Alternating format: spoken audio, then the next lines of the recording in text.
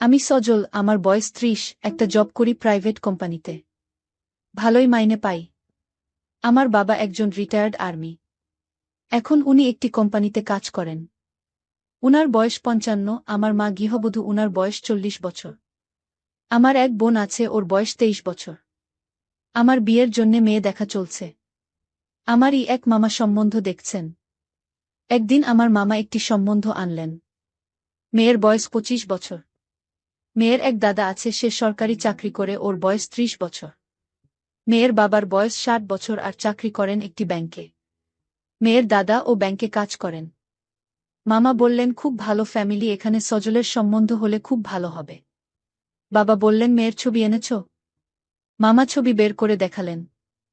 আমরা সবাই ছবি দেখলাম, দেখে মনে হলো মেয়ে খুব মডার্ন, তবে সুন্দরী। মা দেখে বললেন, এ মেয়ে সংসার করবে কি, এ তো মডেল। বাবা আপত্তি করে বললেন, দেখো আজকাল মেয়েরা এই রকম মডার্ন, তাই সব বিষয়ে খুঁতখুত করলে মেয়ে পাওয়া যাবে না সজলের জন্যে। আজকাল এইসব চলে না, আমরা মেয়ে দেখতে যাব, আর সজলের যদি পছন্দ হয় তাহলে এখানেই বিয়ে দেব। আমার মা আমাকে জিজ্ঞেস করলেন, কি রে, তুই কিছু বলছিস না কেন? আমি বললাম, বাবা যা বলবেন আমি তাতেই রাজি। এবার মা চুপ করে গেলেন। বাবা মামাকে বলে দিলেন মেয়েদের বাড়ির কাছে থেকে জেনে নিতে যে কবে মেয়ে দেখতে যাওয়া যাবে। মামা বললেন, আমি এখনই মেয়ের বাবাকে ফোন করে জেনে নিচ্ছি। এই বলে মামা ফোন করলেন। একটু পরে ফোন রেখে বললেন, উনারা চাইছেন পারলে আজ সন্ধেতেই মেয়ে দেখতে যেতে পারলে ভালো হয়। বাবা বললেন, বেশ, তাহলে আমি সজল তোমার সঙ্গে আজকেই মেয়ে দেখতে যাচ্ছি, কি বলো? মামা বললেন, ঠিক আছে, আমি বিকেলে এখানে চলে আসব, এখন থেকেই আমরা মেয়ে দেখতে যাব। বিকেল ৪টায় মামা চলে এলেন, আমরা রেডি ছিলাম, তাই সঙ্গে সঙ্গে গাড়ি নিয়ে বেরিয়ে পড়লাম। ২৫ মিনিটে মেয়ের বাড়ি পৌঁছে গেলাম আমরা। বিশাল বাড়ি, দেখে মনে হচ্ছে ভীষণ পয়সাওয়ালা ভদ্রলোক। আমাদের গাড়ি গেট দিয়ে ঢুকে ভেতরে গেলাম। মেয়ের বাবা দরজার সামনে দাঁড়িয়ে আমাদের অভ্যর্থনা জানালেন। পাশে মেয়ের মাকে দেখে অবাক হয়ে গেলাম। বয়স ৪০, কিন্তু দেখে ৩০-এর এর বেশি মনে হচ্ছে না। আমি তার দিকে অবাক হয়ে তাকিয়েছিলাম, মা সেটা দেখে আমাকে চিমটি কাটলেন, আমি মাকে চুপ করতে বললাম। তারপরে মেয়ের মা মাকে বললেন, আসুন, আমার সঙ্গে আসুন, বলে মাকে জড়িয়ে ধরলেন। বাবা মেয়ের বাবার সঙ্গে বাড়ির ভেতরে গেলেন, আর আমি মামাকে বললাম, দেখছো মামা, কি সব ব্যাপার চলছে? মামা বললেন, আরে দারুণ ফ্যামিলি, তোর এখানে বিয়ে হলে তুই অনেক সুখে থাকবি। আমি, বাবা আর মামা ড্রয়িং রুমে গিয়ে বসলাম। আমার বাবা আর্মি ম্যান, তাই উনি বেশ লম্বা। মেয়ের বাবা বাবাকে জিজ্ঞেস করলেন, এই ছেলে কি পাত্র? বাবা হ্যাঁ বললেন। তো মেয়ের বাবা বললেন, আমার মেয়ে কিন্তু প্রায় ৬ ফুট লম্বা। বাবা বললেন, তাই নাকি? আমার ছেলে তো ৫ ফুট ৫ ইঞ্চি লম্বা হবে। মেয়ের বাবা বললেন, তাতে কি হয়েছে, আজকাল তো মেয়ে ছেলের থেকে বয়সেও বড় হয়, তাতেও বিয়ে হচ্ছে, এসব নিয়ে ভেবে লাভ নেই স্যার। আমার তো ছেলেকে পছন্দ হয়েছে, এবার আমি তাহলে মেয়েকে ডাকি। আরেকটা কথা আপনাকে বলছি, আমার মেয়ে খুব মডার্ন, আসলে আমরা খুব মডার্ন। আমার ম্যাডাম, আমি সবাই নিজেদের মধ্যে সব কিছু মিশুক কথা বলি। এরপরে উনি মেয়ের মাকে ফোন করে দিলেন যে মেয়ে নিয়ে আসতে। কিছুক্ষণ পরে মেয়ে এলো, সঙ্গে আমার মা আর মেয়ের মা। মেয়ে ছবির শাড়ি পরে এলো। মেয়ের বাবা বললেন, দেখুন স্যার, আমার মেয়ে যে শাড়ি পরে ঘোরে, আমি বলেছি সেই ড্রেস পরেই আসবি, যাতে পরে ভুল না বোঝে কেউ। বাবা বললেন, কি যে বলেন স্যার, আমরা আধুনিক যুগের মানুষ, এটাতে ভুল বোঝার অবকাশ নেই। মেয়ে বেশ লম্বা, যেমন মেয়ের বাবা বলেছিলেন, আমি পাশে দাঁড়ালে অনেক নিচেই থাকব মনে হচ্ছে। মেয়ে এসে বাবাকে ঝুঁকে উইশ করল, আমরা হ্যালো বলল, আমিও হাই বলে উত্তর দিলাম। একটু পরে কাজের লোক আমাদের জল, মিষ্টি আর কিছু নাস্তা দিয়ে গেল। আমি জিনিয়ার কথায় চললাম ওর সঙ্গে সঙ্গে। আমাকে ওর পাশে ছোট লাগছে, এতটাই লম্বা আমার থেকে। আমি ওদের বাড়ি ঘুরে ঘুরে দেখলাম কি বিশাল বাড়ি। ও যখন আমাকে নিজের রুমে নিয়ে গেল, দেখে আমার চোখ ধাঁধিয়ে গেল। পুরো রুমটা কাচ দিয়ে ঘেরা। বিশাল বেড। এরপরে আমাকে ও নিয়ে গেল নিজের রুমের সঙ্গের ব্যালকনিতে। আমি আর জিনিয়া ব্যালকনিতে দাঁড়িয়েছিলাম, হঠাৎ দেখলাম জিনিয়া নিজের মাথার চুলটা ঠিক করার জন্যে নিজের হাত উঠালো। আমি অবাক হয়ে তাকিয়ে রইলাম। সেটা জিনিয়া বুঝতে পারল আর হাসতে লাগল। এরপরে সে অদ্ভুত আচরণ করতে লাগল। একটু পরে আমি চলে যেতে চাইলাম, জিনিয়া বলল, তোর থেকে তো তোর বাবা অনেক হ্যান্ডসাম। আমি তোর বাবার প্রেমে পড়ে গেছি বলে হাসতে লাগল। আমি জিনিয়াকে বললাম, আসলে বাবা আর্মিতে ছিলেন, তাই নিজেকে ফিট রেখেছেন। একটু পরে আমার ফোন বেজে উঠল, আমি দেখলাম বাবার ফোন। জিনিয়াকে বললাম, বাবার ফোন, এবার আমাকে যেতে হবে। জিনিয়া আমাকে বলল, আমাকে ফোনটা দে। আমি দিলাম ফোনটা জিনিয়ার হাতে। জিনিয়া ফোন ধরে বলল, একটু পরে আসছি বস, তোমার ছেলে ভালোই আছে, চিন্তা করো না বলে হেসে উঠল। এরপরে আমাকে বলল, এই এবার চল রে, আমার বাবা ফোন করেছে। আমি বললাম, চলো, অনেক দেরি হয়ে গেল। এরপরে আমরা বাড়ি ফিরে এলাম। আসার পরে মা শুরু করে দিলেন, এখানে সজলের বিয়ে দেব না, এরা ভীষণ মডার্ন। বাবা বললেন, তোমার কথা মতন তো সবাই চলবে না, আমি এখানেই সজলের বিয়ে দেব। খুব মিশুক ফ্যামিলি, আমার খুব পছন্দ হয়েছে। যাই বলো মেয়ে, কিন্তু সজলের সঙ্গে বেশ মানাবে। মা বললেন, কত লম্বা আমাদের সজলের থেকে দেখেছ? বাবা বললেন, আরে তাতে কি হয়েছে, দেখলে না তোমার ছেলে কতক্ষণ মেয়ের সঙ্গে কথা বলে এলো। তারপর আমাকে জিজ্ঞেস করলেন, কি রে, তোর পছন্দ হয়নি মেয়েকে? আমি বললাম, খুব পছন্দ হয়েছে বাবা। যাই হোক, বিয়ে কেনাকাটা শুরু হয়ে গেল। আমি মায়ের সঙ্গে বেরিয়ে সব কেনাকাটা করতে লাগলাম। বিয়ে ঠিক হয়ে গেছে, দিন 15 পরেই বিয়ে হবে। বাবা ডেকোরেটর ঠিক করে নিল। এছাড়া ফুলের জন্য একজনকে কন্ট্রাক্ট দেওয়া হলো। আমি ঠিক করলাম জিনিয়ার জন্য একটা ড্রেস কিনব। এর মধ্যে আমাকে একদিন ও ফোন করে বলল, তুই আমার সঙ্গে দেখা কর, আমি তোর সঙ্গে ডিনার করতে যাব। আমি বললাম, দেখি একদিন ছুটি নিয়ে নি, তারপর জানাবো। যাই হোক, আমি একদিন ছুটি নিয়ে ওকে জানালাম, তো ও আমাকে বলল, তুই বিকেল 5টার সময় চলে যায়, আমরা সিনেমা যাব আগে, তারপর ডিনার করব। আমি পরের দিন গেলাম জিনিয়ার বাড়িতে। জিনিয়া আমার ফোন পেয়ে নিচে নেমে এলো। এরপরে আমাকে নিজের রুমে নিয়ে গেল। আমি বললাম, কি হলো, যাবে না সিনেমা? কথা শেষ না হতেই এর মধ্যে জিনিয়ার মা, মানে আমার হবু শাশুড়ি, ভেতরে এলেন। এসে জিনিয়াকে বললেন, শোন, সজল আজ এখানে খেয়ে যাবে। আমি বললাম, না মা, আজ না, অন্যদিন খেয়ে নেব। উনি আমার দিকে তাকিয়ে রইলেন। সত্যি মহিলা এখনো যা যে কাউকে অবাক করে দিবে। তখন উনি আমাকে বললেন, ঠিক আছে, খাবে না যখন আমার সঙ্গে এস, আমি তোমাকে একটা জিনিস খাওয়াই। আমি জিনিয়ার দিকে তাকালাম, ও বলল, যা, মায়ের সঙ্গে কিছু খাবার বানিয়েছে, নিশ্চয় খেয়ে আয়। আমি উনার সঙ্গে ভেতরের ঘরে গেলাম। উনি পেছন ঘুরে দেখলেন, তারপরে আমার হাত ধরলেন। উনিও আমার থেকে লম্বা। এরপরে উনি অদ্ভুত আচরণ করতে লাগলেন। আমি দেখলাম, এখানে বলার থেকে দায়িত্ব পালন করাই ভালো। একটু পরে আমাদের সম্বিত ফিরে এলো। আমি বললাম, মা, এবার আমাকে বাড়ি ফিরতে হবে। উনি বললেন, হ্যাঁ, অনেক রাত হলো, তুমি এবার এস। এরপরে আমি জিনিয়ার কাছে গিয়ে বললাম, আজ আমি আসছি। ও বলল, ঠিক আছে, সাবধানে যাস। পৌঁছে একটা ফোন করে দিস। আমি মাথা নেড়ে রওনা দিলাম। বাড়ি ফিরে খালি জিনিয়ার মায়ের কথা মনে হচ্ছিল। এইসব ভাবতে ভাবতে ঘুমিয়ে পড়লাম। সকালে মায়ের ডাকে ঘুম ভাঙল। মা বললেন, আর 2 দিন পরে তোর বিয়ে, আর তুই এতক্ষণ ধরে ঘুমোচ্ছিস। আমি বললাম, আর কোনো কাজ বাকি আছে কি মা? উনি বললেন, যা তোর বাবার কাছে গিয়ে দেখ আর কোনো কাজ বাকি আছে কিনা। আমি বাবার ঘরে গেলাম, দেখলাম দরজা ভেজানো আছে। শুনলাম বাবা কার সঙ্গে যেন কথা বলছেন। শুনলাম বাবা বলছে, জিনিয়া, তোমাকে খুব মিস করছি, ভাবছি কবে তুমি আমার বাড়িতে ছেলের বউ হয়ে আসবে। সজল তো বিয়ের কয়েকদিন পরে চলে যাবে কাজে জয়েন করতে। নিজের কানে এসব শুনে মনটা খারাপ হয়ে গেল। তারপরে ভাবলাম, এটা হয়তো বাবা অন্যভাবে বলছে, আমারই বুঝতে ভুল হয়েছে। বাবা বললেন, কাম ইন। আমি ঢুকলাম তো উনি বললেন, জানিস, এখনই তোর হবু বউ ফোন করেছিল। আমি না জানার ভাব করে বললাম, কি বলছিল ও? তো বাবা বললেন, আর কি, খুব টেনশন করছিল। আমি বললাম, ওরে এত ভাবছিস কেন, আমি তো আছি, ভাববি তুই নিজের বাড়িতেই আছিস। আমি এবার একটু শান্তি পেলাম, এই ভেবে যে আমি তাহলে ভুল শুনেছিলাম। আমি বাবাকে জিজ্ঞেস করলাম, বাবা, পরশু তো আমার বিয়ে, আর কোনো কাজ বাকি আছে নাকি? বাবা বললেন, সব ব্যবস্থা হয়ে গেছে, এবার শুধু বিয়েটাই বাকি, বুঝলি, বলে হাসতে লাগলেন। আমার আনন্দও হচ্ছিল এই ভেবে যে একটা সুন্দর মেয়ের সঙ্গে আমার বিয়ে হচ্ছে, আর ওর মা ও খুব মিশুক। এবার আমি নিজের রুমে গেলাম। রুমে এসে ভাবলাম একবার জিনিয়াকে ফোন করি। দেখলাম জিনিয়ার ফোন বিজি আসছে। ভাবলাম বোধহয় কারুর সঙ্গে কথা বলছে, তাই আমি ওদের ল্যান্ড ফোনে ফোন করলাম। কিছুক্ষণ রিং হওয়ার পরে দেখলাম জিনিয়ার মা ফোন ধরলেন। আমি বললাম, মা, জিনিয়া আছে? উনি বললেন, একটু ব্যস্ত আছে। যাই হোক, দেখতে দেখতে বিয়ের সময় চলে এলো। আমি গিয়ে বসলাম বিয়ের পিঁড়িতে। একসময় সব মিটে গেল, কন্যাদান থেকে মালাব্দ, শুভ দৃষ্টি, সবকিছু। সেখানে নানা নানা হাসি ঠাট্টা গান সবকিছু চলল। আমাকে নিয়ে সবাই আনন্দ করতে লাগল। এইভাবে রাত কেটে গেল। এরপরে বাসি বিয়ে হলো। এবার আমাদের বাড়ি ফেরার পালা। মেয়ের বাবা মা মেয়ে আর আমাকে আশীর্বাদ করলেন। তারপরে বাড়ির বড়রা আমাদের আশীর্বাদ করলেন। সব হয়ে গেলে আমি জিনিয়াকে নিয়ে একটা গাড়িতে উঠলাম। আমাদের সঙ্গে বাবা ছিলেন আর ড্রাইভার ছিল। গাড়িতে প্রায় 1 ঘন্টার রাস্তা। যাই হোক, আমরা বাড়িতে পৌঁছলাম। আমি আর জিনিয়া গাড়ি থেকে নামলাম। মা আমাদের বরণ করে ঘরে নিয়ে গেলেন। তারপরে যে সব নিয়ম কানুন আছে সেগুলো সব করা হলো। তারপরে আমরা একটা রুমে গিয়ে বসলাম।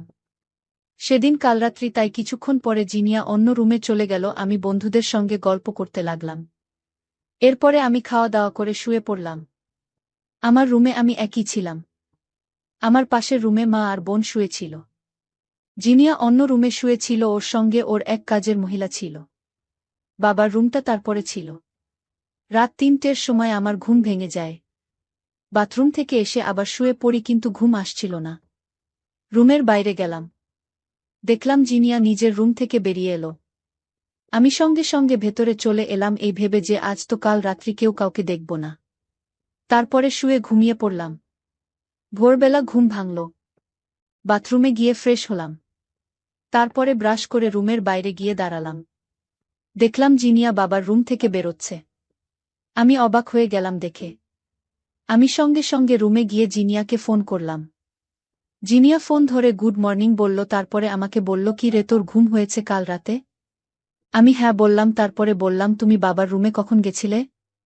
আমি বাপির রুমে গেছিলাম গুড মর্নিং বলতে আর চাদর ফেরত দিতে, কারণ কাল আমি বাপির কাছ থেকে একটা চাদর নিয়েছিলাম রাতে। আমি কি আর বলবো। আমি দুপুরের খাবার খেয়ে এসে বিছানায় শুতে গেলাম। ঘুম যখন ভাঙল প্রায় 4টা বেজে গেছে। আমি তাড়াতাড়ি মুখ ধুয়ে নিলাম। একটু পরে চা চলে এলো। বাবা এসে বললেন, কি রে, কখন রেডি হবি?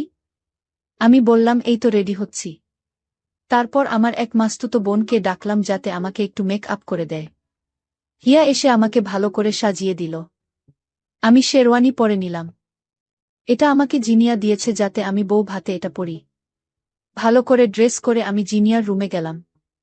দেখলাম জিনিয়াকে আমার বোন সাজাচ্ছে। যা লাগছে জিনিয়াকে, ঠিক মনে হচ্ছে হিন্দি সিনেমার হিরোইন। আমি মুগ্ধ হয়ে তাকিয়েছিলাম। এরপরে মেয়ের বাড়ি থেকে কনে যাত্রীরা এলো। ফুলসজ্জার তত্ত্ব নিয়ে ওনাদের একটা রুমে বসিয়ে ঠান্ডা পানীয় আর জল খাবারের ব্যবস্থা করে দিলাম। উনারা বললেন একটু রেস্ট নিয়ে তারপরে মেয়ের কাছে যাবেন। মেয়ের মা আমাকে দেখে মুচকি হাসলেন। তারপরে উনি আমাকে বললেন, এই আমাকে একটু তোমাদের ফ্ল্যাটটা ঘুরিয়ে দেখাবে না? আমি বললাম, নিশ্চয়, আসুন আমার সঙ্গে। উনি আমার সঙ্গে ফ্ল্যাটের ভেতরে ঢুকলেন। তারপরে বললেন, তোমার রুমটা কোথায়? আমি বললাম, আমার রুমটা উপরে। আমাদের ফ্ল্যাটটা ডুপ্লেক্স। উনি বললেন, চলো দেখি। আমি উনাকে নিয়ে উপরের রুমে গেলাম। আমার রুমে একটু পরে ফুল দিয়ে সাজাতে আসবে। আমি উনাকে নিয়ে রুমে ঢুকতেই উনি অদ্ভুত কথা বললেন। একটু পর আমি নিচে নেমে আবার গেস্টদের আপ্যায়ন করতে লাগলাম।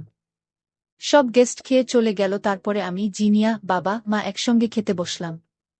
তারপরে নিজের রুমে গেলাম। দেখলাম ঘরটা খুব সুন্দর করে সাজানো হয়েছে আর বিছানাটা আরও সুন্দর করে ফুল দিয়ে সাজানো হয়েছে।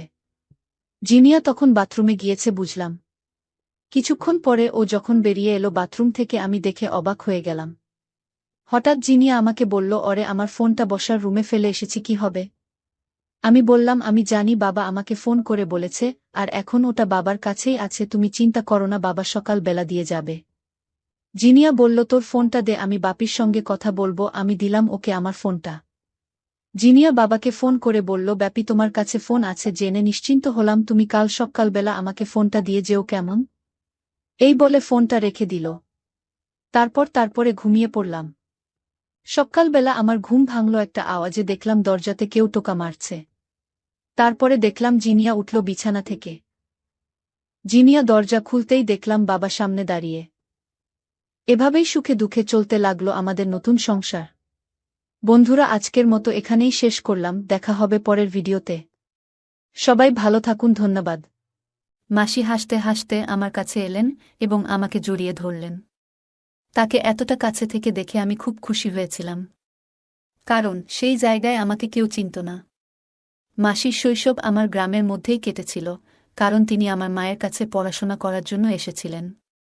ছোটবেলা থেকেই মাসির প্রতি তার স্নেহ দেখতাম, যা আমাকে বরাবরই ভালো লাগত। মাসির এমন আচরণ আমাকে খুব স্বস্তি দিচ্ছিল, কিন্তু বুঝতে পারছিলাম না কেন আমি তার প্রতি আকৃষ্ট হচ্ছি। বারবার মনে হচ্ছিল মাসি যেন সবসময় আমার পাশে থাকেন এবং আমাকে জড়িয়ে ধরেন। সময়ের সাথে মনে হতে লাগল যেন আমি কারও ভালোবাসায় পড়েছি। এরপর একদিন মাসিকে নিজের বাড়ি ফিরতে হলো একটি জরুরি কাজের জন্য। তিনি আমাকে সঙ্গেও নিয়ে গেলেন। তার বাড়িতে পৌঁছাতে রাত প্রায় ৮টা বেজে গিয়েছিল। বাড়িতে পৌঁছে মাসি বললেন, চলো কিছু খেয়ে তাড়াতাড়ি ঘুমিয়ে পড়ো, বাইরে প্রচণ্ড ঠান্ডা। আমি খাওয়ার জন্য না করে সরাসরি নিজের ঘরে চলে গেলাম। কিছুক্ষণ পর মাসি ঘরে এসে আমার বিছানায় একই কম্বলের নিচে বসে কথা বলতে শুরু করলেন। জীবনের নানা বিষয় নিয়ে তিনি আমাকে পরামর্শ দিচ্ছিলেন এবং তার স্নেহ মমতা প্রকাশ করছিলেন। তার প্রতিটি কথা আমার হৃদয়কে গভীরভাবে ছুঁয়ে যাচ্ছিল। তারপর হঠাৎ মাসি আমাকে, আমি একটি ছোট্ট গ্রামে থাকি। আজ আপনাদের সাথে আমার জীবনের একটি সত্য ঘটনা শেয়ার করতে চাই। কয়েক বছর আগে আমি এক আত্মীয়ের বিয়েতে তাদের গ্রামে গিয়েছিলাম। সত্যি বলতে বিয়েতে যাওয়ার বিশেষ ইচ্ছা ছিল না, কিন্তু মা বাবার জোরাজুরিতে যেতে হয়েছিল। সেই গ্রামে আমার মাসির বাড়ি ছিল। তার নাম পূজা, এবং বিয়ের পর ৫ বছর কেটে গেলেও তার এখনও কোনো সন্তান হয়নি। মাসিও সেই বিয়েতে এসেছিলেন। আমি দূর থেকে তাকে দেখেছিলাম, কিন্তু তিনি আমাকে দেখেননি। তার শৈশবও আমাদের গ্রামের মধ্যেই কেটেছিল, কারণ তিনি আমাদের গ্রামের স্কুল থেকেই ১০ম শ্রেণী পর্যন্ত পড়াশোনা করেছিলেন। ছোটবেলা থেকেই মাসিকে আমি খুব পছন্দ করতাম, কারণ তিনি সবসময় আমার প্রতি খেয়াল রাখতেন। ৫ বছর পর মাসিকে আবার দেখলাম। বিয়ের কিছুদিন আগে শেষবার তাকে আমাদের গ্রামে দেখেছিলাম। এবার তাকে দেখে মনে হচ্ছিল তিনি যেন অনেক বদলে গেছেন। তার সৌন্দর্য দেখে আমি মুগ্ধ হয়ে গেলাম। তিনি যেন কোনো সিনেমার নায়িকার চেয়েও সুন্দর লাগছিলেন। তার সৌন্দর্য ভাষায় প্রকাশ করা সত্যিই কঠিন। মনে হল আমি প্রথমবারের মতো কোনো মেয়ের প্রতি আকৃষ্ট হচ্ছি। আমি একটু লাজুক এবং শান্ত প্রকৃতির ছিলাম, সহজে কারো সঙ্গে মিশতাম না, বিশেষ করে মেয়েদের সঙ্গে। কিন্তু সেদিন মাসির সৌন্দর্য এবং তার উপস্থিতি আমার সব চিন্তাভাবনা বদলে দিয়েছিল। আমি যেন প্রতিদিন তার মুখ দেখে আরও আকর্ষিত হয়ে পড়ছিলাম। কেন জানি না, কিন্তু তার প্রতি এই টানটা দিন দিন বাড়ছিল। নিজের মনের উপর অনেক নিয়ন্ত্রণ আনার চেষ্টা করলাম, কিন্তু মন যেন আমার কথা শুনতেই চাচ্ছিল না। যেখানেই সে যেত, আমি লুকিয়ে তাকে দেখতাম। একদিন আমার মনে হল, আমি যেন আর নিজের ইচ্ছাকে আটকাতে পারছি না। কয়েক ঘন্টার মধ্যেই আমি সাধারণ একজন মানুষ থেকে একজন পাগল প্রেমিকে রূপান্তরিত হয়ে গেলাম। সেই সময় জানুয়ারি মাস ছিল, শীতের তীব্রতা বেড়েই চলেছিল। রাতের বেলা ঠান্ডা যেন অসহ্য হয়ে উঠত। বিয়ের মৌসুম ছিল, কিন্তু থাকার তেমন কোনো বিশেষ ব্যবস্থা ছিল না। তখন আমার মাথায় একটাই চিন্তা ঘুরছিল, এই ঠান্ডায় রাতটা কিভাবে কাটাব। কিন্তু মনে হল, ঈশ্বর আমার কথা শুনলেন, আমার সমস্যার যেন সমাধান মিলল, কারণ সেই সময় মাসি হাসি মুখে আমার কাছে এসে আমাকে আলিঙ্গন করলেন। তাকে দেখে আমি অত্যন্ত খুশি হলাম, কারণ সেখানে আমার পরিচিত কেউ ছিল না। মাসির শৈশব আমাদের গ্রামেই কেটেছে এবং তিনি আমাদের গ্রামের স্কুল থেকেই পড়াশোনা করেছিলেন। মাসির সেই মুহূর্তের আলিঙ্গন যেন আমাকে এক অদ্ভুত প্রশান্তি এনে দিল। যা আশা করেছিলাম তা মুহূর্তেই পেয়ে গেলাম, তবে একটা জিনিস বুঝতে পারছিলাম না, কেন তার স্পর্শ আমাকে তার প্রতি আরও বেশি আকর্ষিত করছে। মনে হচ্ছিল মাসি যেন সবসময় আমার পাশে থাকেন। তার সঙ্গে সময় কাটাতে এক অন্যরকম আনন্দ অনুভব করছিলাম, যা আগে কখনো অনুভব করিনি। আমি যেন পুরোপুরি মোহিত হয়ে পড়েছিলাম। ঠিক তখন মাসি একটু দূরে সরে গিয়ে বললেন, কুনাল, তুমি কখন এলে? আমি উত্তরে বললাম, মাসি, আজই এসেছি। মাসি তখন বললেন, তোমাকে বেশ চিন্তিত লাগছে। কি হয়েছে? তখন আমি তাকে আমার রাতের ঘুমের অসুবিধার কথা বললাম। মাসি বললেন, এতে চিন্তার কিছু নেই। তুমি আমার বাড়ি চলো। সেখানে তুমি নিশ্চিন্তে ঘুমাতে পারবে। এ কথা শুনে আমি খুব খুশি হলাম এবং মাসির সঙ্গে তার বাড়ির দিকে রওনা দিলাম। রাতের আধার ছিল, আর রাস্তা ছিল সরু। মাসি বললেন, কুনাল, আমাকে তোমার হাত দাও। অন্ধকারে তুমি হয়তো পথ চিনতে পারবে না। তখন আমি তার হাত ধরার জন্য হাত বাড়ালাম। তার হাত ধরে এগিয়ে যাওয়ার মুহূর্তটি যেন আমার মনে এক নতুন অনুভূতি এনে দিল। তার নরম হাতে হাত রাখতেই মনে হল যেন এক অদ্ভুত শক্তি আমার ভেতর জেগে উঠেছে। তার হাত ধরে হাঁটতে হাঁটতে আমার মনে এক অসাধারণ আনন্দ হচ্ছিল। আমরা ধীরে ধীরে হাত ধরে তার বাড়ির দিকে এগিয়ে চলছিলাম। পথে দেখতে পেলাম আরও কিছু লোক তাদের গ্রামে ফিরছিল। আমরা সামান্য দূর হেঁটে যাওয়ার পর দেখলাম ৫-৬ জন মহিলা নিজেদের মধ্যে কথা বলছে। তাদের কথা কানে আসতেই শুনতে পেলাম। একজন বলছে, শুনেছি তোমার মেয়ের কাল এনগেজমেন্ট। পূজাকে ডেকো না, তা না হলে কোনো অমঙ্গল হবে। অন্য একজন বলল, এমন শুভ মুহূর্তে তো এমন কারো ছায়াও পড়া উচিত নয়, যাদের ভাগ্যে শুভ কিছু হয়নি। রাজেশকে ছেড়ে অন্য একজনের সঙ্গে নতুন সংসার শুরু করা উচিত বলে তাদের মধ্যে আলোচনা চলছিল। রাতের অন্ধকারে তারা বুঝতেই পারল না আমরা তাদের পেছন পেছন হাঁটছিলাম। তাদের কথা শুনে মাসি আমার হাত শক্ত করে চেপে ধরলেন। মনে হচ্ছিল যেন তিনি অনেক কষ্ট সহ্য করছেন। আমি এই কথা শুনে খুব কষ্ট পেলাম, বুঝতে পারছিলাম কতটা বেদনায় তিনি দিন কাটাচ্ছেন। কিছুক্ষণ পর মাসি হঠাৎ কান্নায় ভেঙে পড়লেন। তাকে এতটা ভেঙে পড়তে দেখে আমিও বিচলিত হয়ে পড়লাম। আমি তাকে থামানোর জন্য বললাম, মাসি প্লিজ থামুন। তিনি থেমে গেলেন। আমি তার কাঁধে হাত রেখে বললাম, মাসি, এদের কথা শুনে মন খারাপ করবেন না। আপনি জানেন এতে আপনার কোনো দোষ নেই। আপনি খুব ভালো মানুষ। বিশ্বাস করুন, একদিন সব ঠিক হয়ে যাবে। আমার কথা শুনে মাসি কান্না করতে করতে আমাকে জড়িয়ে ধরলেন এবং বললেন, কুনাল, এটা নতুন কিছু নয়। আমার সাথে এটা সবসময় হয়। এখন আর বেঁচে থাকার ইচ্ছা নেই। তার এই কথা শুনে আমি তাকে আলতো করে দূরে সরিয়ে দিয়ে তার মুখে আঙুল রেখে বললাম, মাসি, এমন কথা আর কখনো বলবেন না। আমি তাকে অনেকবার বোঝানোর চেষ্টা করলাম। কিছুক্ষণ পরে তিনি শান্ত হলেন। প্রায় 10 মিনিট হাঁটার পর আমরা তার বাড়িতে পৌঁছালাম। বাড়িতে ঢুকে দেখলাম মেশো বাড়িতে নেই। আমি মাসিকে জিজ্ঞেস করলাম, মেশো কোথায়? তিনি বললেন, তোমার মেশো কাজের জন্য শহরে গেছেন। 4-5 দিন পরে ফিরবেন। আমরা বিয়ের অনুষ্ঠানে খাওয়া শেষ করে বাড়িতে ফিরেছিলাম। বাড়ি ফিরে মাসি আমাদের দুজনের জন্য দ্রুত বিছানা পেতে দিলেন। শীত প্রচণ্ড ছিল, তাই আমরা চাদরের মধ্যে ঢুকে গল্প করতে শুরু করলাম। বিভিন্ন বিষয়ে কথা বলতে বলতে হঠাৎ আমি জিজ্ঞেস করলাম, মাসি, এত বছর পরও আপনার সন্তানের কেন হল না? আমার কথা শুনে মাসি খুবই দুঃখ পেলেন এবং আবেগভরে বললেন, কুনাল, কি বলবো তোমাকে? তোমার মেশোর মধ্যেই একটি সমস্যা রয়েছে। তিনি কখনোই এ বিষয়টি আমাকে বলেননি, কিন্তু একদিন আমি নিজেই জেনেছি। তোমার মেশো যেই ক্লিনিকে টেস্ট করিয়েছিলেন, সেখানে আমার এক বন্ধু কাজ করে। সেই আমাকে জানিয়েছে তোমার মেশো কখনো বাবা হতে পারবেন না। মাসি একটু থেমে আবার বললেন, আমি কখনো এ নিয়ে তার সঙ্গে কথা বলিনি। তবে একটা জিনিস দেখেছি, তোমার মেশো বিভিন্ন সাধুসন্তদের প্রতি খুবই বিশ্বাস রাখেন। তাদের কথায় তিনি অনেক টাকা খরচ করেছেন। কেউ বলেছে 5 মাসের মধ্যে সুখবর আসবে, কেউ 3 মাসের মধ্যে। এমনকি একজন তো 1 মাসেই সুখবরের প্রতিশ্রুতি দিয়েছিল। তবে এইসব কথা শুনতে শুনতে 3 বছর কেটে গেছে। আমি জানি এসবের কোনো ফল হবে না। এই কথা বলার সময় মাসি কান্নায় ভেঙে পড়লেন। আমি তার এই কষ্ট দেখে নিজেও খুব খারাপ অনুভব করলাম। তখনই আমি আমার বিছানা থেকে উঠে আমি ধীরে ধীরে উঠে গিয়ে মাসির বিছানার পাশে বসলাম। তার চোখের জল মুছতে গিয়ে তার হাত ব্যবহার করলাম। যখন তার চোখের জল মুছলাম, তখন তিনি একটুখানি হেসে ফেললেন। মাসি বললেন, কুনাল, তুই এখনও আমার কতটা খেয়াল রাখিস। আমি একটু হেসে দিলাম এবং আমার বিছানায় ফিরে যেতে চাইলাম, কিন্তু ঠিক তখনই মাসি আমার হাত ধরে বললেন, কুনাল, যদি তুই আজ এখানে না থাকতিস, আমি হয়তো এমন কিছু করে ফেলতাম যা ভুল হতো। তুই সত্যিই খুব ভালো। আজ তুই আমাকে বাঁচিয়েছিস। তিনি আমার হাত নিজের হাতে নিয়ে বললেন, তোর মতো পুরুষ খুব কমই আছে, যারা মহিলাদের কষ্ট বোঝে এবং তাদের অনুভূতিকে গুরুত্ব দেয়া। তুই সত্যিই অসাধারণ। এই কথা শুনে আমার মনে এক অদ্ভুত আনন্দ হল। আমরা কথা বলতে বলতে মাসি আমার হাত আলতো করে চেপে ধরছিলেন।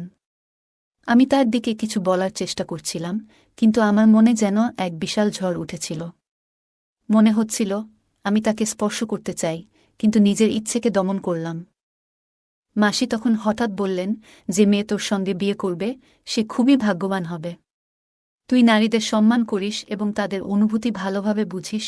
তিনি নিজের চিন্তায় ডুবেছিলেন, কিন্তু হঠাৎ আমার দিকে তাকিয়ে বললেন, এই ঠান্ডা রাতে তুই কিছুই পরিসনি। এমন চলবে না। কুনাল, চাদরের ভেতরে চলে আয়। বাইরে খুব ঠান্ডা পড়ছে। এই কথা শুনে আমার হৃদয় দ্রুত স্পন্দিত হতে শুরু করল। আমি কিছুতেই বুঝতে পারছিলাম না যে এই সব কিছু কেন হচ্ছে। আমরা তখন একসঙ্গে একই চাদরের নিচে বসেছিলাম। মাসি বললেন, সরি কুনাল, আমি শুধু আমার কষ্টের কথা বলছিলাম। এখন বলো, তোমার জীবনে কি চলছে? আমি উত্তর দিলাম, মাসি, আমি শুধু চাকরির খোঁজে আছি, কিন্তু চাকরি পাচ্ছি না। মাসি বললেন, কোনো চিন্তা করো না কুনাল, তোমার সামনে এখনও অনেক বড় জীবন পড়ে আছে, নিশ্চয়ই একটা চাকরি পেয়ে যাবে। এরপর তিনি আমার আরও কাছাকাছি এলেন, যেন আমাকে জড়িয়ে ধরলেন।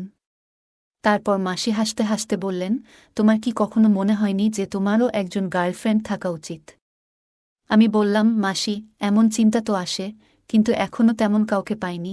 মাসি মুচকি হেসে আমার দিকে ফিরে বললেন, তাহলে বলো, তোমার কেমন গার্লফ্রেন্ড চাই? আমি সঙ্গে সঙ্গে উত্তর দিলাম, ঠিক আপনার মতো।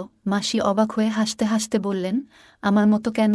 আমি বললাম, কারণ আপনি খুব সুন্দর, বুদ্ধিমতী আর মনের দিক থেকে অসাধারণ একজন মানুষ। মাসি মজা করে বললেন, তুই মিথ্যে বলছিস।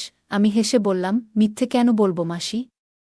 যদি আপনি আমার চোখ দিয়ে নিজেকে দেখতে পারতেন তাহলে বুঝতে পারতেন আমি সত্যি বলছি না মিথ্যা বলছি। এরপর মাসি একটু থেমে জিজ্ঞেস করলেন, তুই আমাকে নিয়ে কি ভাবিস? আমি শান্তভাবে উত্তর দিলাম, মাসি, আপনাকে আমার খুব ভালো লাগে। ধীরে ধীরে আমার মনে হচ্ছিল মাসিও হয়তো আমার প্রতি একটু আগ্রহ দেখাচ্ছেন।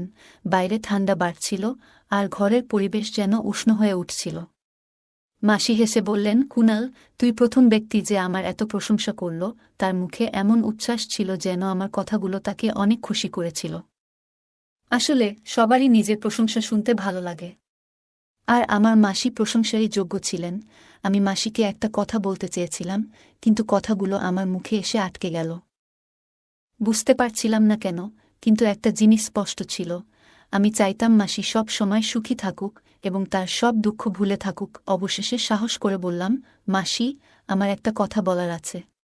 প্লিজ, রাগ করবেন না। মাসি বললেন, বল কুনাল, তুই যা বলতে চাস। আমি বললাম, মাসি, আমি আপনাকে জীবনের নতুন সূচনা করতে সাহায্য করতে পারি। আমার কথা শুনে মাসি চুপ হয়ে গেলেন, আর আমি একটু নার্ভাস হয়ে পড়লাম। কিছুক্ষণ পর মাসি চুপ ভেঙে বললেন, কুনাল, তুমি যা বলেছ সেটা কি তুমি ভেবে বলেছ? আমি তোমার মাসি, স্ত্রী নই। তারপর মাসি কিছুক্ষণ নীরব থাকলেন। পরে বললেন, কুনাল, আমি ভাবছি এটা কি সঠিক হবে?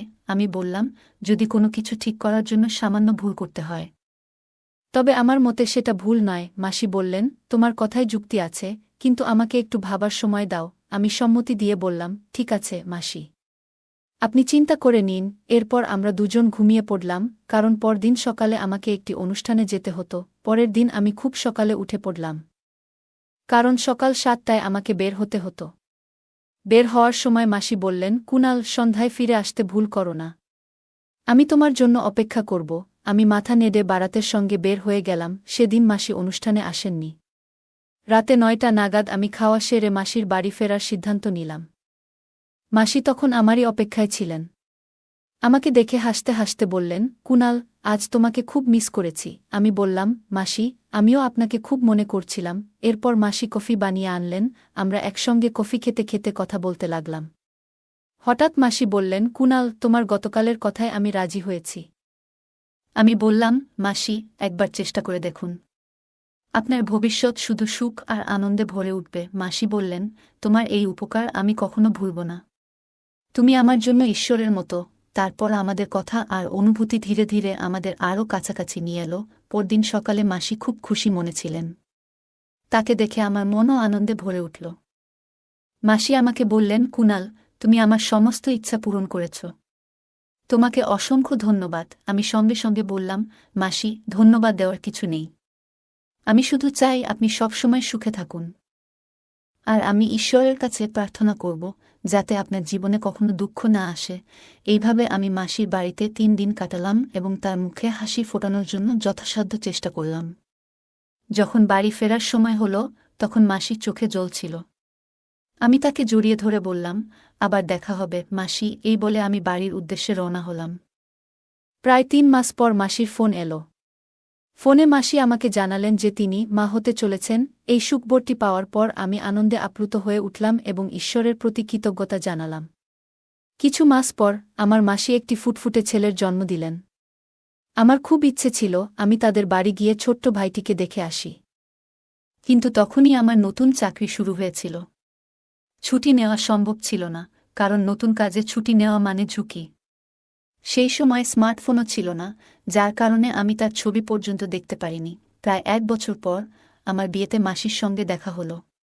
সেই সময় প্রথমবার আমার ছোট ভাইকে দেখি। তাকে দেখে আমার চোখে জল চলে এসেছিল। আবেগে আমি ভেঙে পড়লেও নিজেকে সামলে নিলাম। মাসিও খুব খুশি ছিলেন, তাদের আনন্দ দেখে আমার মনে হলো জীবন যেন সফল হয়েছে। বন্ধুরা, এই ছিল আজকের ছোট্ট গল্প। গল্পটি কেমন লাগলো কমেন্ট করে জানান। যদি ভালো লেগে থাকে তাহলে অবশ্যই লাইক করুন এবং আপনার বন্ধুদের সঙ্গে শেয়ার করুন। এমন আরও মজার এবং আবেগঘন গল্পের জন্য আমাদের চ্যানেলটি সাবস্ক্রাইব করুন এবং বেল আইকনটি প্রেস করতে ভুলবেন না, যাতে নতুন গল্প মিস না করেন। ধন্যবাদ। আমার নতুন বিবাহ হয়েছে, কিন্তু আমার স্বামী বিদেশে থাকেন। আমি সবসময় তার কথা ভেবে অস্থির থাকতাম, আর এই অস্থিরতার জন্য রাতে ঘুমও আসত না। একদিন বিশেষভাবে মনটা খুবই অশান্ত হয়ে উঠল, তাই আমার স্বামীর ফোন নম্বরে আমার কিছু ছবি পাঠিয়ে দিলাম। কিন্তু সেই ছবি ভুল করে আমার ভাতিজা কুনালের নম্বরে চলে গেল। ছবি দেখে সে একটু থমকে গেল, আর এরপর সে হঠাৎ আমার ঘরে এসে উপস্থিত হল। তারপর সে আমাকে, বন্ধুরা, আজকের গল্পটা অনেক বেশি স্পেশাল, আশা করছি তোমাদের ভালো লাগবে। গল্পগুলো ভালো লাগলে ভিডিওটি লাইক, শেয়ার এবং চ্যানেলটি সাবস্ক্রাইব করো প্লিজ। রাতে আমার মন আরও অস্থির হয়ে উঠল, তাই আমি আমার স্বামী রাহুলকে ফোন করে জিজ্ঞেস করলাম, কবে আসবে তুমি, কারণ সে অনেক দিন ধরে বিদেশে রয়েছে। রাহুল জানালো যে এখনই ছুটি পাচ্ছে না, কিছু মাস আরও লাগবে। আমি শুনে বেশ চিন্তিত হয়ে পড়েছিলাম। আমি জিজ্ঞেস করলাম, তুমি ফিরে আসতে চাইছ না কেন? সে বলল, দয়া করে বুঝতে চেষ্টা করো, আমাদের পরিবারের পরিস্থিতি তখনই ভালো হবে যখন আমি কঠোর পরিশ্রম করব। যদি আমি ছুটি নিয়ে আসতে থাকি তাহলে আমার চাকরি হারানোর সম্ভাবনা রয়েছে। একটু অপেক্ষা করো, আমি খুব শীঘ্রই ফিরে আসব। শুনে আমার মন ভেঙে গেল, কিন্তু আমি তাতেও অটল ছিলাম। সে বলল, কেবল কিছু মাস অপেক্ষা করো। রাহুলের কথা শুনে আমি চুপ হয়ে গেলাম। বিবাহের 1.5 মাস পরই রাহুল দুবাই চলে গিয়েছিল, আর এখন আমাদের বিয়ের 2 বছর হতে চলেছে। আমি অপেক্ষা করতে করতে পাগল হয়ে যাচ্ছিলাম। নতুন বিয়ে উপভোগ করার যে সব স্বপ্ন দেখেছিলাম সবই ভেঙে গেছে। আমি কত স্বপ্ন দেখেছিলাম যে আমি আমার স্বামীর সঙ্গে বিভিন্ন স্থানে ঘুরব, আমরা একে অপরের সঙ্গে প্রেমের কথা বলবো, আর প্রতিরাতে রাহুলের বাহুডলে কাটাবো। কিন্তু সব স্বপ্ন কাচের মতো ভেঙে চুরমার হয়ে গেছে। রাহুলও তার হতাশার কথা বলতো, সবসময় বলতো যে সে আর থাকতে পারছে না এবং খুব শীঘ্রই বাড়ি ফিরে আসবে। তখন আমার মনে আশা জেগে উঠত যে খুব শীঘ্রই রাহুল ফিরে আসবে। কিন্তু অপেক্ষা করতে করতে 2 বছর পার হয়ে গেল এবং রাহুল এখনও ফিরে আসেনি।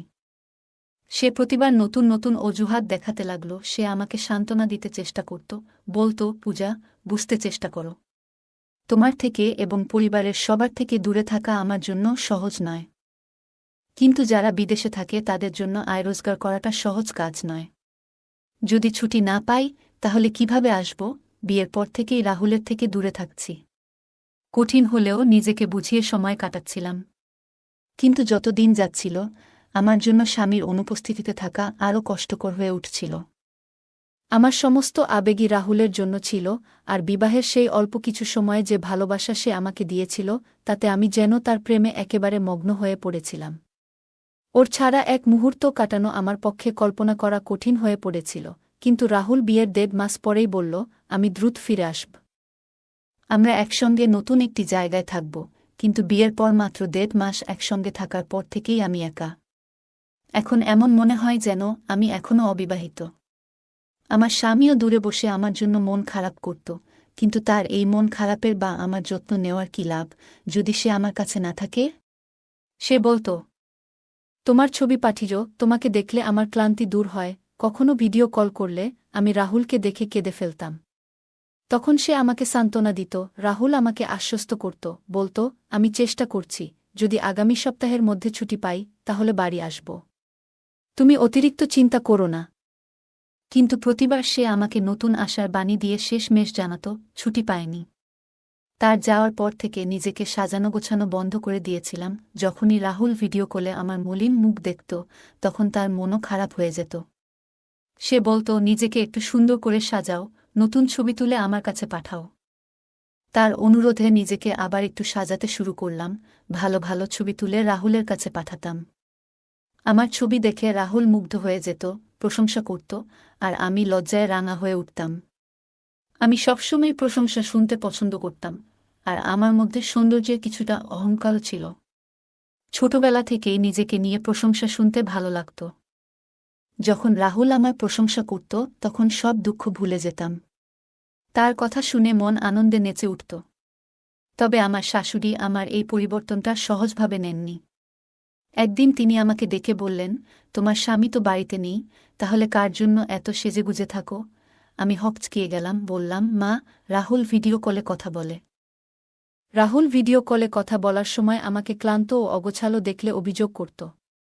তাই তার কথামতো নিজেকে একটু সজ্জিত রাখতাম। আমার শাশুড়ি ছিলেন খুবই পুরনো চিন্তাধারার মানুষ, আর রাহুলের আমাকে এভাবে ভালোবাসা প্রকাশ করাটা তার পছন্দ ছিল না। তিনি কপালে ভাঁজ ফেলে বললেন, রাহুল দিনে একবার ভিডিও কলে কথা বলে। কিন্তু তুমি সারাদিনই এত সেজেগুজে ঘুরে বেড়াও কেন? বাড়িতে তোমার ভাতিজা তরুণ কুনাল আছে, এভাবে চলাফেরা করলে তার নজর তোমার দিকে পড়তে পারে। একটু খেয়াল রেখো। আমি চুপ করে গেলাম। আমার ভাতিজা কুনালের এখনও বিয়ে হয়নি, আর শাশুড়ি একবার বলেছিলেন যে সে নারীদের নিয়ে নেতিবাচক ধারণা পোষণ করে। তার একবার বিয়ের কথা পাকা হলেও সে নিজেই সেই সম্পর্ক ভেঙে দিয়েছিল। শুনে একটু অবাক হয়েছিলাম, কিন্তু তেমন গুরুত্ব দিইনি। শাশুড়ির নিয়মের কারণে দিন দিন আমার মন খারাপ হতে লাগল। যখনই রাহুলের ফোন আসত, আমি কাঁদতাম আর বলতাম, তোমার মা এখন আমার সাজগোজের উপরও নিয়ন্ত্রণ চাপিয়ে দিয়েছেন। রাহুল আমাকে শান্ত করার চেষ্টা করত, বলতো, এ নিয়ে ভাবো না, মা যা বলছেন ঠিকই বলছেন। তুমি আমার স্ত্রী, আমার উপস্থিতিতে সাজগোজ করলে ভালো লাগে। বাড়িতে আমার ছোট ভাতিজা রয়েছে, তাই এই বিষয়ে একটু খেয়াল রাখলে ভালো হয়। তুমি তো জানি সে এখানে থেকেই বড় হয়েছে। রাহুলের কথাগুলো শুনে আমার মন খারাপ হয়েছিল। এমন মনে হলো যেন সেও আমার উপর পুরোপুরি ভরসা করতে পারছে না। আমি ছিলাম একজন সুন্দরী মেয়ে, সাজলে আরও সুন্দর লাগত। সত্যি বলতে আমার কুনাল মাঝে মাঝে আমাকে নজরে রাখত, আর আমার শাশুড়িরও একটা ভয় ছিল, যাতে স্বামীর অনুপস্থিতিতে আমি কোনো ভুল পথে না যাই। কারণ আমি ছিলাম এক তরুণী, নতুন বিবাহিতা। বিয়ের পর স্বামীর সঙ্গ পাওয়াটা একজন মেয়ের স্বাভাবিক চাহিদা। কিন্তু যখন স্বামী সেই চাহিদা পূরণ করতে না পারে, তখন অনেক সময় মনে নানা রকমের ভাবনা আসতে পারে। সম্ভবত এ কারণেই আমার শাশুড়ির মনে এমন ভয় কাজ করছিল। বিয়ের পর নিজেকে গুছিয়ে রাখতাম, তবে এখন শাশুড়ি আপত্তি জানাতেন। স্বামীকে জানালে সেও বলতো, মা ঠিকই বলেছেন। আমি রাহুলকে বোঝাতাম যে আমাকে অন্তত নিজের মতো করে সাজগোজ করতে দিক, যাতে আমি প্রাণ খুলে জীবনটা উপভোগ করতে পারি। কিন্তু রাহুলও এতে রাজি হতো না। আমি যেন নিজের মধ্যে বয়সের ভার অনুভব করতে শুরু করলাম। মনে হতে লাগল শাশুড়ি অয়থাই আমার উপর এত নিয়ন্ত্রণ আরোপ করছেন, বিশেষত যখন আমার কুনালের এমন কিছুতেই আগ্রহ নেই। আমার ভাতিজা কুনাল একবার বিবাহ হলেও বিয়ের আগেই সেই সম্পর্ক ভেঙে দিয়েছিল। শাশুড়ি বলেছিলেন মেয়েটি ছিল খুবই সুন্দরী, কিন্তু আমার কুনাল কেন জানি না তার সঙ্গে সম্পর্ক চালিয়ে যেতে পারেনি। সে ছিল শান্ত স্বভাবের, নিজের মতো থাকত। প্রতিদিন সকালে বাড়ি থেকে বের হতো আর রাতে ফিরে নিজের ঘরেই থাকত। প্রযোজন ছাড়া তেমন কথা বলতো না, ঘর থেকে বের হয়ে সময়ও কাটাত না। এখন আমারও মনে হতে লাগল, হয়তো ওর কোনো ব্যক্তিগত শারীরিক সীমাবদ্ধতা রয়েছে, যার জন্য সে আর বিয়ে করার চেষ্টা করেনি। হয়তো এটাই ভালো, যাতে আরেকটি মেয়ের জীবন ক্ষতিগ্রস্ত না হয়। আমি কিছুতেই পরিস্থিতি মেনে নিতে পারছিলাম না, বারবার রাহুলকে ফিরে আসতে অনুরোধ করতাম। রাহুল বিদেশে কঠোর পরিশ্রম করছিল, আর আমি এখানে দুশ্চিন্তায় ভুগতাম। কষ্টে বলতাম, রাহুল, এবার ফিরে আসো, আমার ধৈর্য ফুরিয়ে আসছে। রাহুল বলতো, আর একটু ধৈর্য ধরো, টাকা জমাচ্ছি যাতে ফিরে এসে আমাদের কোনো অসুবিধা না হয়। শাশুড়ির মানা করার পর সাজগোজ বন্ধ করেছিলাম, কিন্তু রাতে রাহুলের কথা মনে পড়ত। বিছানায় শুয়ে তার বাহুতে ঘুমানোর আকাঙ্ক্ষা জাগত।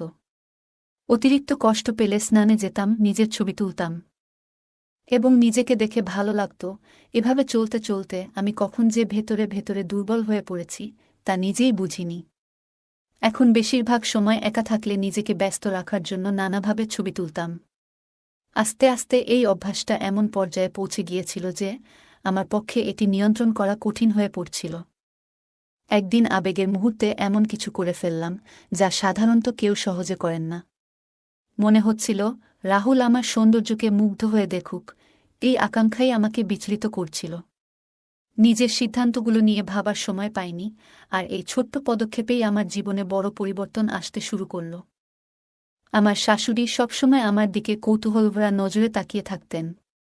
বেশিরভাগ সময় আমি নিজ ঘরে কিংবা একা থাকলে তার চোখে কিছুটা সন্দেহ ফুটে উঠত। মাঝে মাঝে তিনি কিছু প্রশ্ন করতেন, আর মুখের অভিব্যক্তিতে যেন মনের ভাব প্রকাশ পেত। একদিন হঠাৎ আমার মোবাইল নষ্ট হয়ে গেল, আর আমি খুবই চিন্তায় পড়ে গেলাম। ছবি তোলার যে নতুন শখ আমার মধ্যে জন্মেছিল, সেটা যেন আমার নিত্যদিনের সঙ্গী হয়ে গিয়েছিল। মোবাইল ঠিক করানোর জন্য দোকানে দিতে হতো, আর তাতে আমার কিছু ব্যক্তিগত ছবি ছিল। যদি কেউ দেখে ফেলত, তাহলে বড় বিপদে পড়তে হতো। রাহুল একদিন শাশুড়ির ফোনে কল করেছিল, আর সেই সুযোগে আমি মোবাইল নষ্ট হয়ে যাওয়ার বিশ্বাসটা জানালাম। রাহুল বলল, কোনো চিন্তা করো না, তোমার মোবাইলটা কুণালকে দিয়ে দাও, সে তো তার বন্ধুর দোকান থেকে ঠিক করিয়ে আনতে পারবে। তার কথায় আমি একটু স্বস্তি পেলাম, কারণ আমার কুণাল এমন কেউ ছিল না যে আমার ব্যক্তিগত ব্যাপারে ঢু মারবে। সকালে আমি মোবাইলটা কুণালকে দিলাম, আর বিকেলে সে সেটা ঠিক করিয়ে নিয়ে এলো। যখন মোবাইল আনতে তার ঘরে গেলাম, তখন শাশুড়ি আমাকে তার ঘর থেকে বেরোতে দেখে ফেললেন। তারপরই আমাকে ডেকে প্রশ্ন করলেন, কেন আমি কুণালের ঘরে গিয়েছিলাম। আমি ব্যাখ্যা করলাম, মা, আমার মোবাইল নষ্ট হয়েছিল, সেটাই ঠিক করানোর জন্য তাকে দিয়েছিলাম। কিন্তু আমার কথায় তিনি সন্তুষ্ট হলেন না। এরপর তিনি এমন কথা বললেন যা আমাকে চিন্তায় ফেলে দিল। তিনি বললেন, তুমি যেন অদ্ভুত সব কাজ করছো আজকাল। কখনো সাজুগুজু করে বাইরে চলে আসছ, আবার কখনো নিজের ঘরে দরজা বন্ধ করে রাখছ, আর বাথরুমে ঢুকলে অনেক দেরি করো। আমি বেশিরভাগ সময় বাথরুমে কাটালে শাশুড়ি খেয়াল করতেন এবং আমাকে নিয়ে নানা মন্তব্য করতেন। আমি অবাক হয়ে তার দিকে তাকিয়ে ভাবতাম, কেন তিনি এত ছোটখাটো ব্যাপারেও আমার উপর নজর রাখছেন। মনে মনে চিন্তা করতাম, তার আসল সমস্যা কি। আমার কোনো কাজই যেন তার কাছে সহ্য হয় না। তবে সত্যি বলতে তিনি জীবন সম্পর্কে অনেক কিছু জানতেন এবং অভিজ্ঞতাসম্পন্ন একজন ছিলেন। তিনি বুঝতে পারছিলেন যে আমার মধ্যে পরিবর্তন আসছে এবং হয়তো ভাবছিলেন আমি আমার স্বামীর অনুপস্থিতিতে যেন বিভ্রান্ত হয়ে না যাই। এরপর আমি তার কথাগুলো পাত্তা না দেওয়া শুরু করলাম। প্রতিদিন রাতে শাশুড়ি ঘুমানোর আগে এক গ্লাস দুধ পান করতেন। একদিন তাকে দুধ দিতে তার ঘরের দিকে যাচ্ছিলাম। দরজার কাছে পৌঁছে হঠাৎ ভেতরে কথা শোনা গেল, এবং অবাক হয়ে শুনলাম যে আমার নামও আলোচনা হচ্ছিল। আমি চুপ করে দরজার বাইরে দাঁড়িয়ে থাকলাম। ভেতরে শাশুড়ি আর কুণাল দরজা বন্ধ করে গোপনে কথা বলছিলেন, আর তাদের কথাগুলো শুনে আমি স্তব্ধ হয়ে গেলাম। মনে হচ্ছিল তাদের কথাগুলো ভীষণ বিস্ময়কর ও অপ্রত্যাশিত ছিল। কিছুক্ষণের জন্য আমার ইচ্ছে হলো ভেতরে ঢুকে কথা বলি, তবে মিথ্যে ঝামেলা বাড়াতে চাইনি। আমি খুব চিন্তিত হয়ে নিজের ঘরে এসে মাথা ধরে বসে পড়লাম। এইসব ভাবতে ভাবতেই পাগল হয়ে যাচ্ছিলাম। আমি সবসময় আমার কুণালকে সোজাসাপটা একজন মানুষ মনে করতাম, কিন্তু আমি জানতাম না তার মধ্যে এমন কিছু ভাবনা থাকতে পারে। লজ্জায় আমার অবস্থা খারাপ হয়ে যাচ্ছিল, স্বামীকে এসব জানাতে লজ্জা লাগছিল, রাতটা পুরোপুরি টেনশনে কেটেছিল। ঘুম না আসায় মোবাইলটা হাতে নিয়ে নিজের একটা ছবি দেখতে লাগলাম। মনে হঠাৎ খেয়াল এলো, এই ছবিটা আমার স্বামীকে পাঠাই। পরের মুহূর্তেই একটা সুন্দর আমার স্বামী রাহুলের নম্বরে পাঠিয়ে দিলাম। কিন্তু পরক্ষণেই বুক ধক করে উঠল, কারণ ভুলবশত ছবিটা আমার ভাতিজা কুণালের নম্বরে পাঠিয়ে ফেলেছিলাম। সময় দেখলাম রাত তখন 2টা। ভাবলাম, এই সময় নিশ্চয়ই আমার কুণাল ঘুমিয়ে আছে। কিন্তু সকাল পর্যন্ত অপেক্ষা করতে পারব না। যদি সে জেগে ওঠে আর ছবিটা দেখে ফেলে, তবে তার সামনে চোখ তুলতে পারব না। ছবি এমন কিছু ছিল না যা অন্য কেউ দেখলে ভালো লাগত। আমার কিছুই বুঝে উঠতে পারছিলাম না কি করব। ঘরে পায়চারি করতে লাগলাম, চিন্তা করতে করতে মাথা কাজ করা বন্ধ করে দিচ্ছিল। আমার মনে তখন একটাই ভয়, যদি সেই ছবিটা আমার কুণালের ফোনে থেকে যায়, তবে একেবারে অপ্রস্তুত পরিস্থিতি তৈরি হবে। যদিও নিজের ফোন থেকে আমি ছবিটা ডিলিট করে দিয়েছিলাম, কিন্তু এই প্রযুক্তির যুগে ডিলিট করা ছবি আবারও দেখা যেতে পারে। ভাবলাম, কুণালের ঘরে গিয়ে সরাসরি তার ফোন থেকে ছবিটা মুছে ফেলা যায় কিনা। তবে এমন কিছু করলে হয়তো সে আমাকে ভুলভাবে দেখবে। তবু সাহস করে ঘর থেকে বাইরে তাকালাম। পুরো বাড়িতে তখন এক অদ্ভুত নিস্তব্ধতা। সবাই নিজ নিজ ঘরে নিশ্চিন্তে ঘুমিয়ে আছে, আর আমার মন পুরোপুরি অশান্ত। কুণালের ফোন থেকে ছবি ডিলিট না করা পর্যন্ত যেন মনে শান্তি পাচ্ছিলাম না। অবশেষে ধীরে ধীরে পায়ে হেঁটে কুণালের ঘরের দিকে এগোলাম। বুকটা ভয় আর উৎকণ্ঠায় জোরে জোরে ধুকপুক করছিল। যদি শাশুড়ি বা শ্বশুর আমাকে এভাবে দেখে ফেলে, তাহলে সন্দেহ করবে। নিঃশব্দে পা ফেলে কুণালের ঘরের দরজার কাছে পৌঁছলাম। ঘরটা ছিল অন্ধকার। কুণাল নিশ্চিন্তে বিছানায় ঘুমিয়ে আছে। আমি আস্তে আস্তে পায়ের শব্দ না করে বিছানার পাশে গিয়ে দাঁড়ালাম। ভাগ্যক্রমে তার মোবাইলটা হাতের কাছে ছিল। হাতে নিয়ে দেখলাম ফোনে ফিঙ্গারপ্রিন্ট লক দেওয়া। তখন হঠাৎ কুণালের দিকে তাকিয়ে কি করব তা ভেবে অবাক হয়ে দাঁড়িয়ে রইলাম। আমি ভেবেছিলাম একটু চেষ্টা করলে হয়তো কুণালের ফোনের লকটা খুলতে পারব। গভীর ঘুমে থাকা কুণালের আঙুলটা ফোনের স্ক্রিনে লাগাতেই সঙ্গে সঙ্গে লক খুলে গেল। দ্রুত ছবি মুছে ফেলার জন্য ফোনের গ্যালারি খুললাম। কিন্তু গ্যালারি খুলতেই আমার মাথায় যেন বজ্রপাত হল। কারণ সেখানে শুধু ওই একটি ছবি নয়, আরও অনেকগুলো ছবি এবং ভিডিও ছিল যা দেখে আমি হতবাক হয়ে গেলাম। এসব ছবিগুলো এমন ছিল যা আমি ব্যক্তিগত সময়েই তুলেছিলাম, যেগুলো কেউ দেখবে বলে কখনো ভাবতেও পারতাম না। আমি বিস্ময়ে ভরা চোখে কুণালের ফোনের দিকে তাকিয়ে রইলাম, আর আমার হাত কাঁপতে লাগল। মুহূর্তেই বুঝে গেলাম যে কিভাবে আমার কুণাল এসব ছবি তার ফোনে পেয়েছে। আমার গোপনীয়তা এভাবে ভেঙে যাওয়ায় মনে হচ্ছিল পায়ের তলায় মাটি সরে গেছে। আমি তো কুণালের ঘরে শুধু নিজের ছবি মুছে ফেলার জন্যই গিয়েছিলাম, কারণ ভেবেছিলাম যে সে এসব বিষয়ে আগ্রহী নয়। কিন্তু আসলে তার ফোনে আমার অনেক ব্যক্তিগত ছবি জমা ছিল। সেদিনের মতো একটা বড় ধাক্কা আগে কখনো খাইনি। আরও জানলাম যে সে আমার শাশুড়ির কাছে গিয়ে আমার নামে নানান বাজে কথা বলে, যেন আমার চরিত্র নিয়ে সন্দেহ তৈরি করতে চায়। তখন আমি জানতাম না যে আমার ভাতিজা কুণাল আমার ব্যক্তিগত ঘরের এবং বাথরুমের বিষয়েও জানে। তবে তার ফোনে নিজের ছবি দেখে বুঝতে পারলাম যে সে আমার সবকিছুই নজরে রেখেছিল। ছবিগুলো ডিলিট করতে করতে হঠাৎ আমার কুণাল ঘুম থেকে উঠে আমাকে দেখে হতভম্ব হয়ে গেল। সে আমার হাতে তার ফোন দেখে দ্রুত ফোনটা ছিনিয়ে নিল। বিরক্ত হয়ে জিজ্ঞেস করল, তুমি এই সময় আমার ঘরে কি করছ? তার ব্যবহার দেখে আমার রাগ বেড়ে গেল। বললাম, কিভাবে সাহস হয় আমার এই ছবিগুলো রাখার? আমি এই বাড়ির বউ। তুমি এত নিচু মানসিকতার কেমন মানুষ? সে হাসতে লাগল, যেন এসব তার কাছে মজার বিষয়। বলল, আমি তো কোনো ছবি তুলিনি, তুমি নিজের ঘরে আছো, কিভাবে তুলব আমি? এ কথা শুনে আমি হতভম্ব হয়ে গেলাম, আর তার আসল উদ্দেশ্য তখন পুরোপুরি পরিষ্কার হয়ে গেল। কুণালের মিথ্যে কথা শুনে আমার রাগ আরও বেড়ে গেল। সে বলল, এই ছবিগুলো তুমি নিজেই তুলে আমাকে দিয়েছ। আমি রেগে বললাম, কিভাবে ভাবছ আমি এমন ছবি তোমাকে পাঠাবো? এরপর বললাম, যা হয়েছে হয়েছে, সব ছবি মুছে ফেলো, নইলে আমি সব বলবো। কিন্তু কুণাল নির্বিকারভাবে পানি খেতে লাগল। তার এই আচরণে আমার রাগ আরও বাড়ল। আমি জোর দিয়ে বললাম, এখনই আমার সামনে সব ছবি ডিলিট করো। কিন্তু কুণাল বলল, এই ছবিগুলো মুছব না। তোমার স্বামীকে সব বলবো যে তুমি বিশ্বস্ত নও। সে আমাকে ভয় দেখিয়ে বসে রইল। আমি পাল্টা বললাম, আমার স্বামী সব জানে, এই ছবিগুলো আমি নিজের জন্য তুলেছিলাম। কুণাল মুচকি হেসে বলল, তবে এই ছবিগুলো আমার কাছে এলো কিভাবে? সে দেখালো, যখন আমার ফোন ঠিক করছিল তখন ছবিগুলো পেয়েছে। আমি বুঝলাম এই পরিস্থিতিতে আমার স্বামীও হয়তো বিশ্বাস করত না, আর শাশুড়িও আমাকে ভুল বুঝে বসেছিলেন। চোখে জল ফেলতে লাগলাম। কুণালকে অনুরোধ করলাম যেন ছবিগুলো মুছে ফেলে। বললাম, তুমি যা চাইবে তাই দেব, কেবল আমার ছবি ডিলিট করে দাও। কিন্তু সে বলল, আমার কিছুই চাই না, এখনই আমার ঘর থেকে বেরিয়ে যাও। সে আমাকে জোর করে ঘর থেকে ঠেলে বের করে দিল, আর আমি কান্নায় ভেঙে পড়লাম। আমার তখন মাথা কাজ করছিল না, শুধুই মনে হচ্ছিল যে কোনো মূল্যে এই ছবি মুছে ফেলতে হবে। যদি সে আরও কিছু দাবি করে, এমনকি অসম্ভব কিছু চায়, তাও আমি হয়তো মেনে নিতাম। কারণ আমার এই গোপন বিষয়টি স্বামীর কাছে গেলে সে আমাকে ছেড়ে দিটায়, এমন আশঙ্কাই ছিল সবচেয়ে বড় ভয়। তাই নিজের আত্মমর্যাদা ভুলে তার সব কথা মেনে নিতে প্রস্তুত ছিলাম। কিন্তু কুণাল আমাকে ঠেলে বের করে দেওয়ায় বুঝলাম, হয়তো তার আগ্রহ এসব বিষয়ে নেই। সত্যি যদি থাকত, তবে এই সুযোগটা সে হাতছাড়া করত না। আমি ঘরে ফিরে কান্নায় ভেঙে পড়লাম। অনেকবার চেষ্টা করেছি যে কুণালের ফোন থেকে ছবিগুলো মুছে দিই, কিন্তু সে আমাকে সেই সুযোগটাই দেয়নি। সারাক্ষণ তার আশেপাশে ঘোরাঘুরি করে অনুরোধ করেছি ছবিগুলো ডিলিট করার জন্য, কিন্তু প্রতিবারই সে অস্বীকার করত এবং রাগের সঙ্গে আমাকে ঘর থেকে বের করে দিত।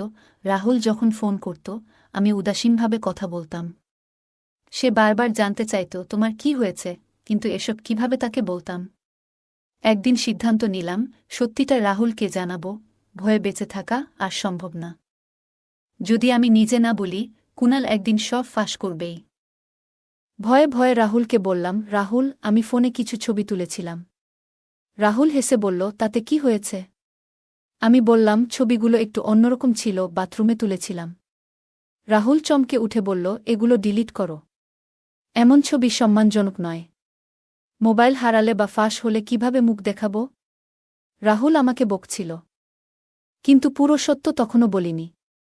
নিজেকে দোষারোপ করলাম, ইস, কেন এমন করলাম? না করলে আজ এতটা বিপদে পড়তে হতো না।